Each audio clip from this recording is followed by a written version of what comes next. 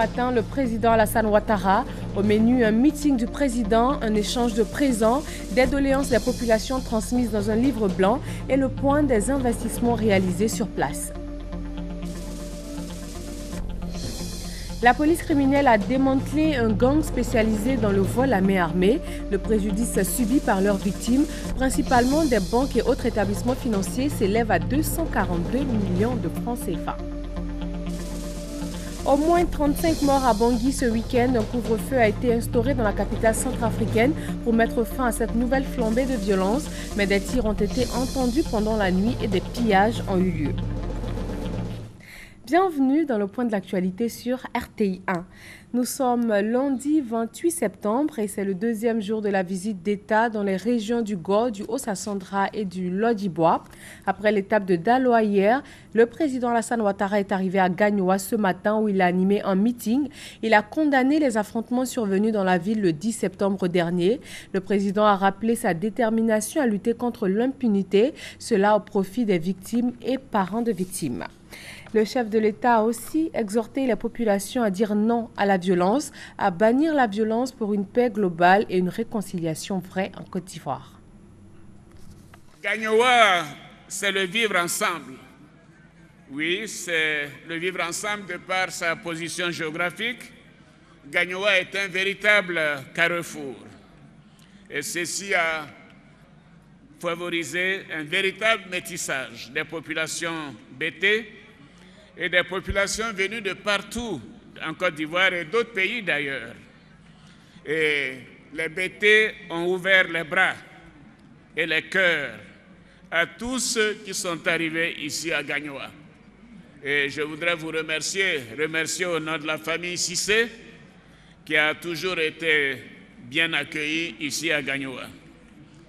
Malheureusement, chers frères, chères sœurs, au cours des moments difficiles que notre pays a traversés, le poison de la division a été distillé. Toutes les communautés ont été touchées. Je suis donc venu ici, à Gagnoa, ce jour, lancer un appel de paix et de réconciliation, car les populations ont trop souffert dans cette région. Je suis venu ici aussi pour parler de cohésion et de rassemblement. Merci au peuple bété. Je dois dire à mon ami lui que moi je ne crois pas aux stéréotypes et je ne crois pas en la discrimination. Oui, merci chers parents bété de votre disponibilité et de votre hospitalité.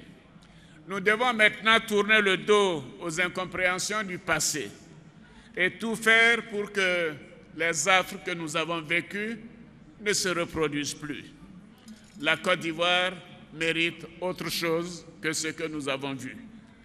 Je voudrais exprimer donc ma compassion à toutes les personnes qui ont souffert durant les crises que notre pays a traversées. Je présente mes condoléances aux familles des personnes décédées. J'apporte mon réconfort aux blessés et aux familles qui ont perdu des biens. À ma qualité de président de tous les Ivoiriens, et je le répète, de tous les Ivoiriens, je veux une Côte d'Ivoire en paix. Retour sur l'étape d'hier consacrée à Daloa. Le chef de l'État s'est rendu dans le village de Zakwa. Il a visité la belle famille du président de l'Assemblée nationale, Guillaume Soro. Le reportage est signé par Gassoro Kone. Zakwa, situé à 5 km de Daloa, ce village de l'épouse du président de l'Assemblée nationale, Guillaume Soro, a vécu une ambiance particulière. Le président de la République, Alassane Ouattara, profitant de la visite d'État qu'il effectue dans les régions du Haut-Sassandra, du Gao et du Lodibois, est allé rendre un hommage au président de l'Assemblée nationale et son épouse, à la famille d'État Gros-Séry Michel, chef du village des Aquas, décédé en octobre 2010, mais aussi aux populations. À cette occasion, le chef de l'État a exhorté les populations des Aquas et de la Côte d'Ivoire à la réconciliation.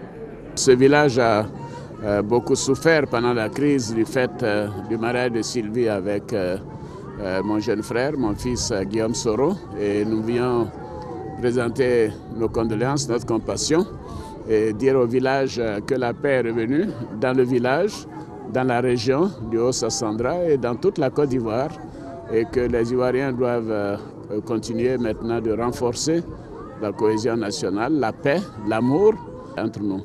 Et ce mariage de Soro avec Sylvie est une preuve que l'amour ne connaît pas les ethnies, ne connaît pas les frontières, ne connaît pas les religions.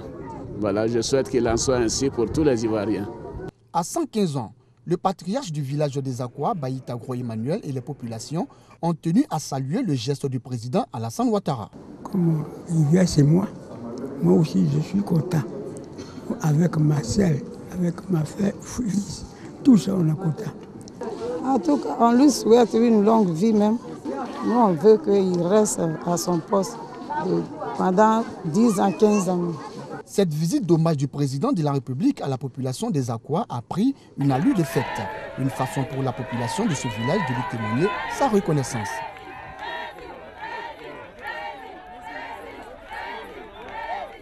Les femmes de Daloa ont reçu des enveloppes du Fonds d'appui aux femmes de Côte d'Ivoire FAFSI. La première dame a également fait des dons de plus de 170 millions de francs CFA aux populations. Chacun pourra donc à son niveau mettre sur pied des micro-projets. Direction Lakota, là également la première dame a fait des dons aux populations. Le montant total 110 millions et l'enveloppe du FAFSI a été revue à la hausse. Le reportage de Thomas Guessambi. Objet de tant de convoitise, c'est avec du rythme que les femmes du département de Lakota reçoivent les dons de Dominique Ouattara, première dame de Côte d'Ivoire. Et c'est avec la grande joie qu'il y a à donner qu'à recevoir que Patricia Sylvie Yao, représentant la première dame, est allée à la rencontre de ces femmes. En appréciant la qualité et la quantité des dons, la porte-parole des femmes a des mots justes pour traduire la reconnaissance de tout un département. Au-delà des émotions que ces dons succéderont en nous, vous n'imaginez pas le soulagement des femmes de Lakota aujourd'hui. Je vous assure que les braves femmes de Lakota n'attendent que ce genre d'appui pour accompagner les hommes vers le développement. Les dons d'une valeur de 110 millions de francs CFA. De quoi combler des besoins dans divers domaines. En les remettant officiellement de la part de Dominique Ouattara, Patricia Sylvie Yao partage aussi la vision du couple présidentiel en matière de politique sociale. Le président de la République, chère sœur, a une foi inébranlable en les femmes. Il sait que les femmes sont le pilier de la société. Les femmes travaillent, elles ont besoin de moyens pour aller de l'avant. C'est pourquoi le président de la République a appuyé son épouse pour que vous ayez les fonds nécessaires à la mise en œuvre de vos projets. Pour la création de richesses par le truchement des femmes dans le département de Lakota, Dominique Ouattara accorde désormais 150 millions de francs CFA de crédit aux femmes qui n'en demandaient que moins. À Daloa, le président Alassane Ouattara a échangé avec les cadres, les chefs traditionnels et religieux du département. Il a appelé chacun d'eux à s'investir dans la paix pour le développement de leurs régions respectives. Voilà pour le chapitre visite d'État. Le président de la République va se rendre demain mardi à Divo et à Lakota. Vous pourrez bien évidemment suivre ces étapes en direct sur RTI 1. Les banques et autres établissements financiers étaient leur cible. Un gang spécialisé dans le vol à main armée a été démantelé par la police criminelle. Le préjudice subi par leurs victimes s'élève à 242 millions de nos francs. Abou Sanego. Désormais, Aboubaka Fofana alias Abou Major et Siriki Kamara alias Vassiriki, spécialisés dans les vols à main armée dans les banques, ne séviront plus. Ils ont été interpellés par les agents de la police criminelle. En effet, depuis un certain moment, les établissements financiers, notamment les banques, sont victimes de vols à main armée aussi bien dans le district d'Abidjan qu'à l'intérieur du pays, avec de fortes sommes d'argent emportées. Le préjudice subi par ces banques victimes du gang Abou Major se chiffre à 242 millions de francs CFA. Ainsi, dans l'optique de le stopper, une opération d'envergure a été menée par les unités d'intervention de la police criminelle sur l'étendue du territoire national. Et cette opération a permis d'interpeller à Bouaké 2 des individus auteurs de ces attaques, interrogés sur les faits qui leur sont reprochés. Ils n'ont fait aucune difficulté à les reconnaître. Je me suis retrouvé sur le terrain parce que réellement, tout le monde a besoin d'argent. Voilà, je ne peux pas cacher la nation, tout le monde a besoin d'argent. Pour un gain, pour un oui, tu peux prendre l'argent, ça ne peut pas t'arriver. Et quand tu réussis, tu réussis. Leurs complices sont en ce moment en fuite. La police criminelle, en tant que dernier rempart dans la lutte contre la criminalité, jouera toujours sa partition. Notre détermination est sans faille, notre engagement est total pour ramener les taux de criminalité dans des proportions acceptables. En attendant de mettre le grappin sur leurs complices en cavale, Abou Major et Vassiriki seront présentés au parquet d'Abidjan le lundi 28 septembre pour répondre de leurs actes. Une délégation de chefs religieux et traditionnels du district du Zanzan est dans la capitale économique ivoirienne. Elle est venue visiter les différents chantiers de développement entrepris par le gouvernement, notamment le pont Henri Konan Bédié. Christelle Nda et Moussa Konaté. Inauguré le mardi 16 décembre 2014, le pont Henri Konan Bédié continue de susciter la curiosité. C'est le cas des chefs religieux et traditionnels du district du Zanzan, venus contempler cet ouvrage long de 1,5 km. Par rapport à ce que je vois à la télévision, il n'y a pas de changement, mais vous nous avez toujours montré quelque chose de beau. Et il n'y a que quelques ramifications que j'ajoute, parce que les passages, les bretelles, là, sont très jolis également. Donc, nous sommes gâtés. Nous sommes sérieusement gâtés. Écoutez, c'est une merveille. Hein? C'est une merveille. C'est le lieu pour nous de remercier les acteurs de cette belle œuvre-là. Et en l'occurrence, le président de la République, son Excellence Alassane Dramane Ouattara, pour ce beau joyau qu'il offre à la Côte d'Ivoire et à toute la nation. L'initiative est de la Fondation El Hadj Dramane Ouattara FEDO. Cette visite vise à saluer les actions du chef de l'État, grand bâtisseur d'une Côte d'Ivoire nouvelle. Nana Bibi II, il a dit, cher fils, commencez par le pont HKB. Ça, la télévision, il a l'habitude de voir. Et aujourd'hui, il veut toucher, il veut marcher dessus. L'étape du pont Henri Konan Bédié marque ainsi le début d'une série de visites de 2 jours. Des chantiers et ouvrages réalisés par le président de la République, notamment l'université Félix Houphouët-Boigny, la station de pompage d'eau de Beaunois, l'autoroute à péage du Nord, le pont Philippe-Grégoire-Yassé de Jacquesville et le pont des Sérébou. Le programme national de lutte contre le paludisme et les différents acteurs de la lutte se sont rencontrés. Le nouveau modèle de financement de leur activité est au cœur de la rencontre. Léon Brou. Le paludisme, encore un problème de santé publique avec 40% des motifs de consultation médicale selon le ministère de la Santé, dont les innovations pour intensifier la lutte contre cette pandémie se veulent multiples. Rapprochement de la prise en charge et de la prévention des populations, dépistage obligatoire du paludisme, mise à la disposition des structures privées de santé d'intrants tels la moustiquaire imprégnée. Coût de ces actes pour ces 3 années à venir, 59 milliards de francs CFA, un don du Fonds mondial de la lutte contre le paludisme. C'est pour prendre en charge le dépistage, les achats, les intrants liés au paludisme, les médicaments et la prise en charge de la population. Et aussi l'achat des moustiquaires imprégnés, longue durée d'action. Sur ces 3 ans également, la performance des acteurs pourra générer des ressources additionnelles pour la lutte contre le paludisme, une autre innovation qui ne laisse indifférent. Pour nous, à Yamoussoukro, ce serait un véritable partenariat aussi avec le secteur privé pour que toute la population soit prise en compte. Donner effectivement les médicaments gratuitement, comme cela est indiqué par le bailleur. Il faut également encourager la population à faire de la prévention, c'est-à-dire en dormant sous les moustiquaires imprégnés. Normal, poursuit le représentant de la ministre de la Santé, il s'agit pour les populations et les acteurs d'emboîter le pas au Fonds mondial de la lutte contre le paludisme et l'État ivoirien dont la contrepartie s'élève à 4 milliards de francs CFA pour traduire la vision du chef de l'État, aller à l'émergence grâce à la bonne santé des populations.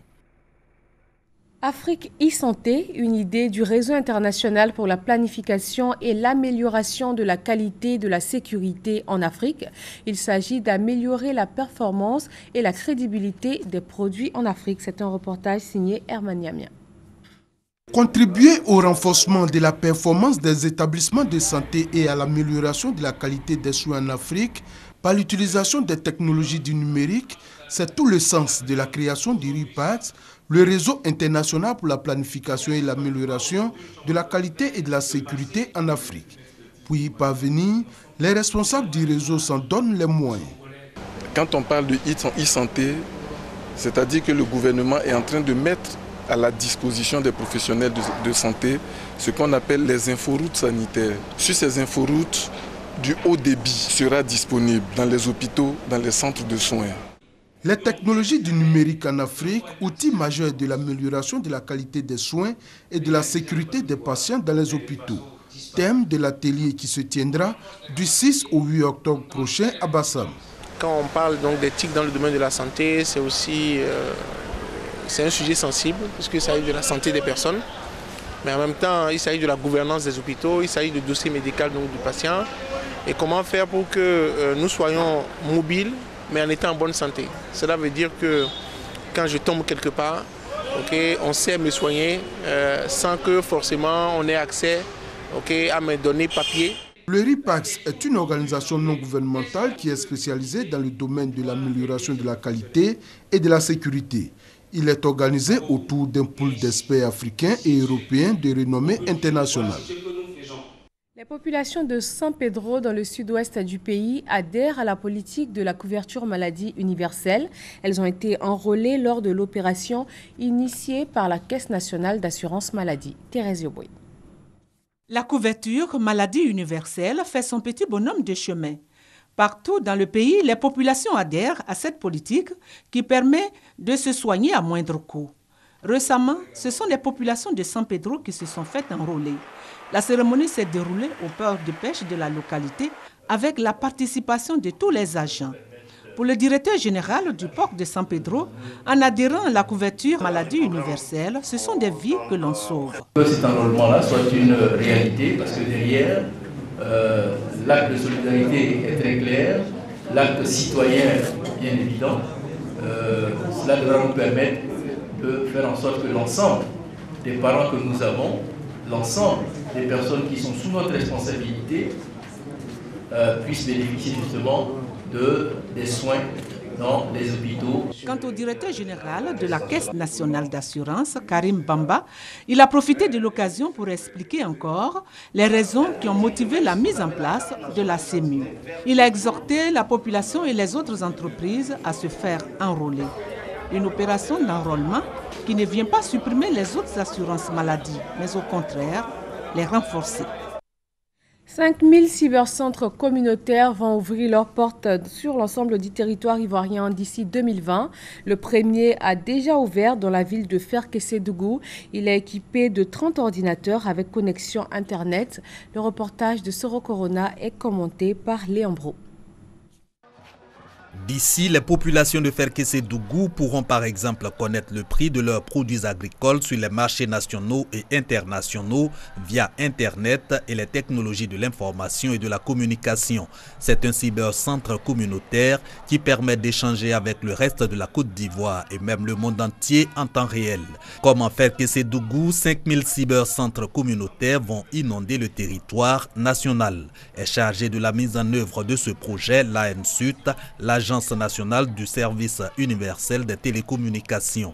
Pour son directeur général, il s'agit de promouvoir auprès des populations les technologies de l'information et de la communication et de l'appuyer. Le ministre Bruno Koné explique que les cybercentres communautaires vont constituer pour les localités qui les abritent des pôles de développement.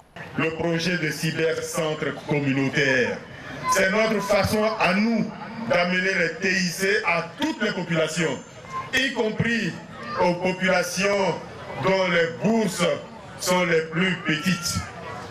Nous faisons en sorte par ce projet que partout en Côte d'Ivoire, les populations puissent avoir accès à ces technologies de l'information et de la communication dans des conditions qui leur sont facilitées. Le ministre de la Poste et des Technologies de l'Information et de la Communication a aussi mis en garde contre toute destruction ou utilisation à des fins personnelles des cybercentres communautaires et leurs équipements, des outils dont la ville de Ferkissédougou peut se réjouir d'être la première bénéficiaire. Un autre projet, toujours dans le domaine des TIC, il s'agit cette fois de doter la ville d'Abidjan d'une cartographie numérique afin de favoriser son développement et c'est le fruit de la coopération ivoiro-japonaise. Félix Amani, Pargues se reconnaît. Permettre à la ville d'Abidjan et sa banlieue d'avoir une cartographie numérique fiable et actualisée aux normes modernes.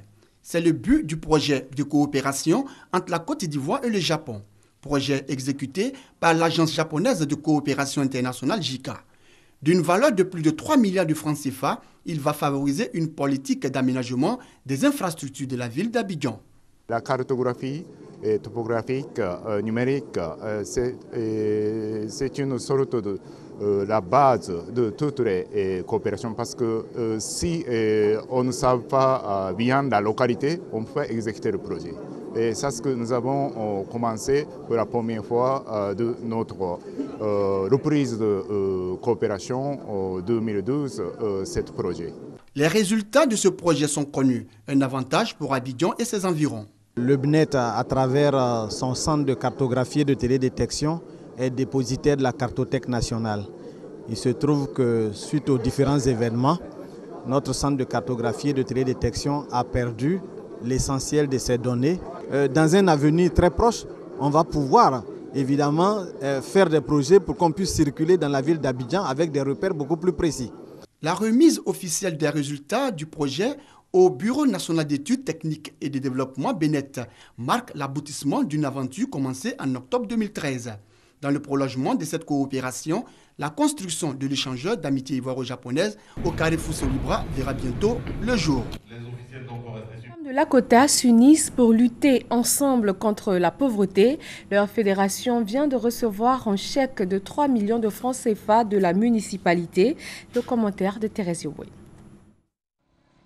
Lutter contre la pauvreté, cultiver la paix, en acceptant le vivre ensemble prôné par le chef de l'État, ce sont entre autres les objectifs que vise la Fédération des associations des femmes de Lakota qui vient de procéder au lancement de ces activités. La présidente de la fédération a exhorté les femmes de Lakota à tourner le dos à la division et à faire de la fédération un outil de cohésion sociale. Les femmes de Lakota viennent de faire un grand pas vers la réconciliation nationale. Vous êtes témoins oculaires de l'action de cohésion sociale. Le parrain de la cérémonie, le maire de Lakota, a remis un chèque de 3 millions à la fédération au nom du conseil municipal et 2 millions à titre personnel pour permettre aux femmes de démarrer leurs activités. Nous assistons à la naissance du vivre ensemble. Vous avez bien compris le message. Vous le démontrez si bien, celui du président de la République, de vivre ensemble. Quant au préfet de Lakota, il a dit grand merci au maire Sami Méry qui œuvre pour le bien-être des femmes et des jeunes de sa localité. Puis, il a demandé une mobilisation autour du président Alassane Ouattara dans sa quête de développement de la Côte d'Ivoire. Le village de Loka, dans la sous-préfecture de Sinématiali, zone nord de la Côte d'Ivoire, lance des projets pour booster son développement. Ils concernent les domaines de la santé, de l'éducation et de l'eau potable. Mamadou Kwasi. Des journées socio-culturelles pour renforcer les liens de solidarité et de fraternité entre les fils et filles de Lokar. Un regroupement de 9 villages dans le département de Sinématiali, au nord de la Côte d'Ivoire. Si les dernières élections étaient des moments de division entre les cadres, les populations souhaitent que celles à venir les unissent davantage. Ces festivités ont été l'occasion pour les enfants de Lokar de faire le point des actions de développement dans leur village. Les porte-paroles des populations saluent les efforts du gouvernement tout en égrenant des doléances. Des doléances portant sur la construction d'une école primaire et d'un centre de santé ainsi que l'électrification du village. Le préfet du département de Sinématiali a invité les populations à la patience, car tous ces problèmes trouveront solution dans le programme national de développement mis en place par le président de la République Alassane Ouattara pour la période 2016-2020. Souleymane Dogoni, cadre de la région, a exhorté ses parents au travail afin de contribuer au développement de la Côte d'Ivoire.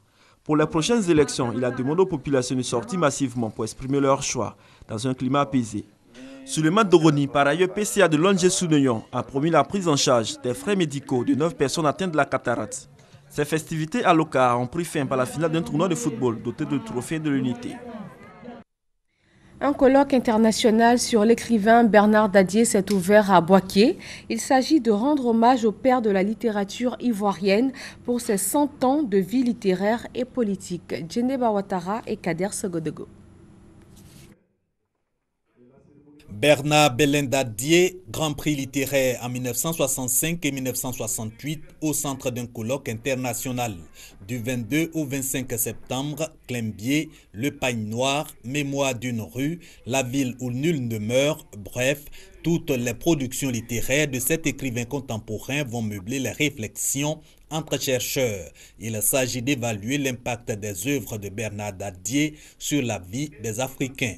Au final, devra s'ouvrir un centre de documentation qui porte son nom. Il y a des politiciens, il y a des sociologues, des historiens qu'on a appelés de 11 pays qui vont exposer, chacun dans le domaine qui lui sied le mieux. Et tous viennent pour une même cause, vraiment rendre hommage à ce monsieur. Aux côtés de la famille du pionnier de la littérature moderne ivoirienne pour rehausser l'ouverture de ce colloque international, le ministre de la Culture et de la Francophonie, Maurice Bandama, a dit la reconnaissance de la nation à Bernard Dadié pour son engagement en faveur de la promotion de la dignité africaine. Bernard Dadié, faut-il le rappeler, est une plume internationalement reconnue, dont les écrits ne se limite pas qu'aux belles lettres. Journaliste, dans un contexte de lutte politique identitaire et d'affirmation de soi, militant politique, il écoute sa conscience et les charges politiques de son héritage. Un tel homme ne peut que mettre sa plume au service de ses idées et des combats politiques de son temps. Né en 1916, Bernard Belin Dadié, le bientôt centenaire, a publié sa première œuvre en 1933. Dans l'actualité sur le continent, au moins 35 morts à Bangui ce week-end.